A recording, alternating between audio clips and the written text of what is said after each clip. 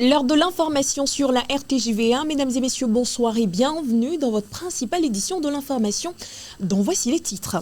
Nous nous intéresserons dans cette édition à une initiative née d'une inspiration spirituelle, invitant les Togolais ainsi que toute personne attachée au pays à se joindre à une chaîne mondiale de prière. À suivre dans cette édition, hors de chez nous, un espoir contre le choléra pourrait bien venir d'Afrique du Sud. Le laboratoire Biovac a lancé les premiers essais d'un vaccin oral entièrement conçu et fabriqué sur le continent. Les précisions à suivre dans ce journal.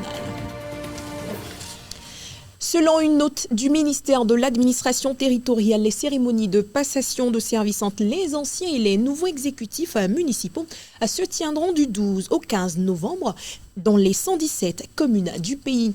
En effet, ces événements marqueront l'entrée en fonction des maires et adjoints récemment élus, tout en assurant la continuité des affaires locales grâce à la transmission des dossiers, du patrimoine et des outils de gestion.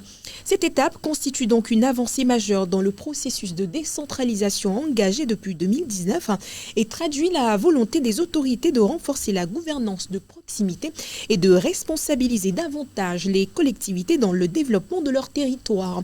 Pour rappel, le scrutin municipal du 17 juillet dernier avait permis d'élire 1527 conseillers municipaux appelés à diriger les affaires locales durant le prochain mandat. Comme annoncé dans les titres, face aux défis que traverse le Togo, une voix s'élève pour rappeler aux croyants à se tourner vers la prière. Sous l'inspiration de Pierre Takouvi, servante du Seigneur, le mouvement à la brèche pour le 228 invite les Togolais ainsi que toute personne attachée au pays à se joindre à une chaîne mondiale de prière. De fait, l'action est prévue du 14 au 20 décembre 2025, chaque nuit à partir de minuit heure du Togo. Cette initiative, née d'une inspiration spirituelle reçue en 2017, trouve sa source dans le verset biblique de 2 Chroniques 7, 14 selon Maman Pierrette. La prière est la clé de la guérison nationale, affirme-t-elle. Le programme se déroulera en ligne sur les plateformes TikTok à la brèche pour le 228. TikTok et Facebook à la brèche pour le Togo, permettant ainsi à la diaspora togolaise et aux amis du Togo de participer depuis n'importe quel continent. L'objectif est de créer un mouvement d'unité spirituelle sincère, unissant les voix et les cœurs pour implorer la paix, la justice et la prospérité du pays. Tout en appelant à la ferveur spirituelle, la promotrice insiste sur le caractère apolitique de l'initiative et invite également les participants à adopter une attitude de responsabilité et de respect, évitant les propos offensants ou injurieux envers les autorités. Citant Éphésiens 6, 12, elle rappelle « Nous ne combattons pas la chair et le sang, mais contre les esprits méchants dans les lieux célestes. » Place à la religion à présent dans ce journal. Pouvez-vous pardonner est l'interrogation du révérend pasteur titulaire de l'église des Assemblées de Dieu de Naki Ouest, Temple Bethel. Le pasteur entend inculquer l'importance du pardon à ses membres. Marie-Louise Amouzou pour les détails. La joie débordante sur les visages au sortir du culte, message bien reçu, les esprits apaisés, la réconciliation consommée, le vivre ensemble au sein et en dehors de l'assemblée désormais reste possible. Très content ce matin du culte que nous venons de faire ce matin. La parole que nous avons écoutée nous a dit que le pardon. Sans le pardon, nous n'allons pas hériter le royaume de Dieu. Et le prédicateur aussi nous a dit l'exemple de Joseph. Si nous allons prendre l'exemple de Joseph, je sais que c'est une parole qui peut nous aider à aller de l'avant pour chercher le royaume de Dieu.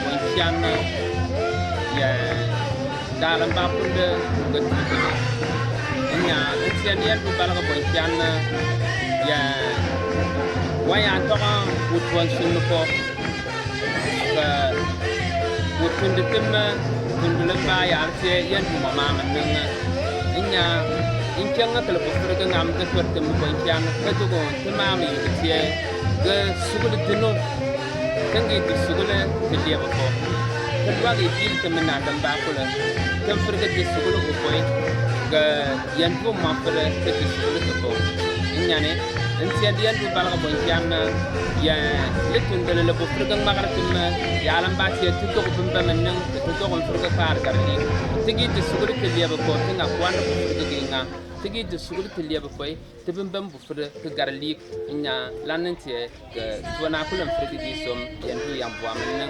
Si vous pardonnez aux autres leurs offenses, votre Père Céleste vous pardonnera vous aussi. Mais si vous ne pardonnez pas aux hommes, votre Père ne vous pardonnera pas non plus. Matin, le Seigneur a voulu nous entretenir sur le thème « Pouvez-vous pardonner ?» C'est une interrogation, c'est une question à laquelle nous sommes capables de répondre, puisque Dieu attend à ce que ses enfants pardonnent, quelles que soient les offenses. Donc nous sommes tous invités en tant qu'enfants de Dieu à pardonner à nos frères et sœurs qui nous ont offensés, et le Seigneur à son tour nous pardonnera nos offenses. Puisse le Seigneur nous soutenir et continuons toujours par pardonner, quelles que soient les offenses. Puisse tout mortel s'inscrire à cette règle d'or du donner et du recevoir dans le pardon.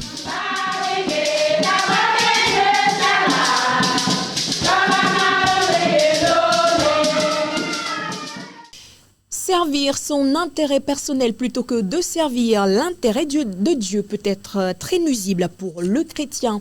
Dimanche dernier, au camp de prière Source de Vie de Corée, les participants ont été mis en garde sur les dangers que court le chrétien s'il met en avant ses propres intérêts. Flora Azeliko pour les détails. Le pouvoir a changé de main est le thème de la prédication de la grande séance de prière du dimanche après-midi au camp de prière Source de Vie de Corée. Ce thème très interpellant a pour fondement le livre d'Ésaïe, chapitre 22, le verset 22.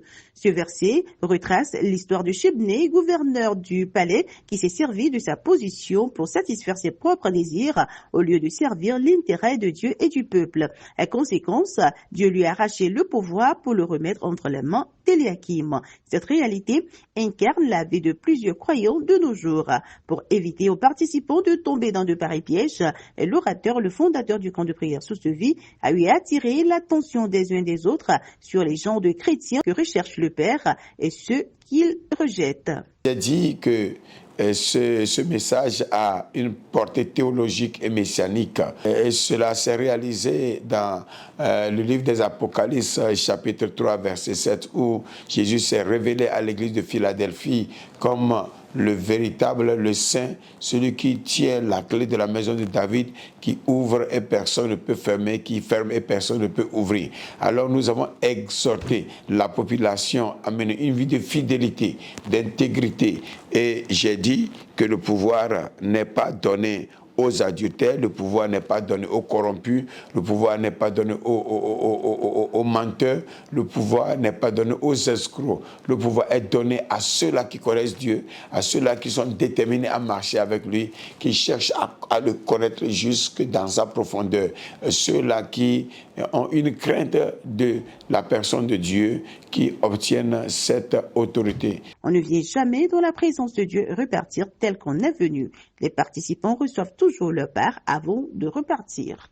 Papa irami gbogbore e de morenonda e de gbegblonda e tukamo e yodona mo mi po haya mi po lamesen papa agbado pe jinami e so mi abe safle nami e so mi abe nyona be safle nami safle de sia de ke futo fin la gbo me vai ye we be na be wa gba koto gba le bablatia o troya nya keke mi khwele Yesu Kristo Nazareth a pen come a ogbo maunya bena nene mi khosa frio ke mi la so hu agbo ko futo chule nkonamia be mi hu agbo enya tepe me mi khosa frio mi hu agbo ni nkare jibe be mu hu agbo de sere ke futo chule nkonama.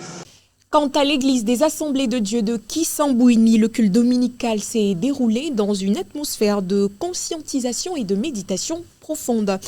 Rassemblés autour du thème le chrétien, la solution pour un monde souffrant, les fidèles ont été invités à être des adorateurs selon l'esprit afin de partager les valeurs de Christ autour d'eux. Kezia Nsouglo nous en dit plus. Le chrétien doit être la lumière dans les ténèbres, une solution pour les maux qui minent la société. C'est le message livré dimanche à l'église des Aides de Kissambouni. À travers le thème « Le chrétien, la solution pour un monde souffrant », l'orateur a exhorté son auditoire à prendre conscience de leurs responsabilités en tant que chrétiens afin d'être utile au monde.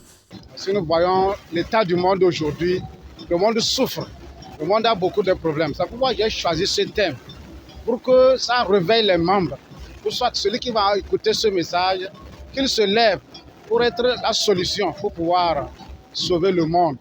Là où le monde va, ce n'est pas bon. Et Dieu n'est pas content de ce que le monde est en train de mener. Les tueries, toutes ces choses, le changement climatique, beaucoup de choses aujourd'hui. Il n'y a plus la vérité. La vérité est perdue. Les chrétiens même ont perdu leur valeur. Aujourd'hui, nous poursuivons aujourd'hui les biens matériels, les choses du monde. Nous avons laissé Dieu à l'écart. La parole de Dieu souffre. On ne parle même maintenant plus du Saint-Esprit. Mais si c'est l'onction, une onction, mais le Saint-Esprit est là pour nous utiliser à délivrer le monde. Ce n'est pas les huiles d'onction, dans les centres de prière, les gens poursuivent les escroqueries. On ne sait pas les choses, c'est thème pour que ça nous voir comment est le monde et pour bien restaurer ce qu'il doit restaurer. Pour les fidèles, ce thème vient éveiller leur conscience sur leur conduite et leurs responsabilités vis-à-vis du monde. Parce que si on voit le moment, le monde s'est saturé. Ben nous les hommes, les femmes, les jeunes filles, les jeunes garçons, c'est trop. Sinon la parole nous a sorti ce matin pour que nous tous, on revient avec Dieu, pour qu'on puisse marcher avec Dieu. De ce que la parole dit. À voir, nous les chrétiens d'aujourd'hui, nous n'avons plus notre titre. On a tout perdu notre titre. Donc le thème d'aujourd'hui nous a vraiment ramené sur la voie. Ça nous a éveillé de mettre sur des bonnes œuvres aussi pour qu'au moins on soit la solution pour le monde qui est fatigué des problèmes. Le monde attend avec ardent désir la révélation des fils de Dieu. Chrétien, tu as une obligation envers le monde, celle d'apporter la lumière là où règnent les ténèbres, la paix là où règnent les troubles et la vérité là où le mensonge domine.